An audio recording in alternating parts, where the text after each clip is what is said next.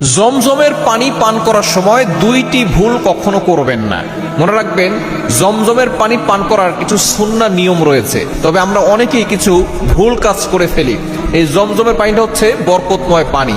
এই জমজমের পানি খাওয়ার পরে দেখবেন আলাদা একটা তৃপ্তি আসে, এবং আপনি যেই নিয়ত করে এই পানি পান করবেন, আল্লাহ পাক রব্বুল আলামিন আপনার সেই নিয়তটাই পূর্ণ করে দিবেন। তবে আমাদেরকে স্মরণে রাখতে হবে, এই জমজমের পানি পান করার সময় আমরা অনেকেই কিছু ভুল কাজ করে থাকি, এবং অনেকে এই জমজমের পানি পান করার যে দোয়া আছে সেই দোয়াটাও কিন্তু আমরা জানি না। দোয়াটা হচ্ছে আল্লাহুম্মা ইন্নী আসআলুকা ইলমান নাফিআ ওয়া রিজকান ওয়াসিআ ওয়া শিফাআন মিন কুল্লি দা।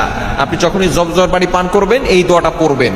আপনি এক নাম্বার আমরা যে ভুল কাজটা করে থাকি সেটা হচ্ছে আমরা অনেকেই এটা বসে পানি পান করি। এটা বসে পানি পান করবেন না, এটা দাঁড়িয়ে পান করবেন। নবী সাল্লাল্লাহু আলাইহি ওয়াসাল্লাম জমজমের পানি দাঁড়িয়ে পান করেছেন। কেন করেছেন? এটা আদব রক্ষা করার জন্য। এটা তিনি যেহেতু একটা বরকতময় পানি, এই জন্য রাসূলুল্লাহ সাল্লাল্লাহু আলাইহি ওয়াসাল্লাম দাঁড়িয়ে পান করেছেন। বুখারী শরীফের 1637 নম্বর হাদিস।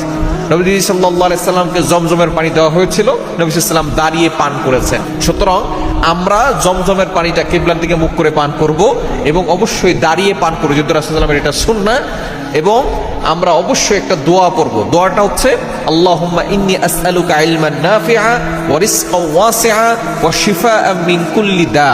এই ছোট্ট দোয়াটা পড়লে আল্লাহ পাক রব্বুল আলামিন এই দোয়ার বদৌলতে আল্লাহ তাআলা আপনাকে উপকারী জ্ঞান দান করবেন, এবং আল্লাহ তাআলা আপনার রিজিকে প্রশস্ততা দিবেন, এবং আল্লাহ পাক রব্বুল আলামিন আপনার সকল রোগ ভালো করে দিবেন।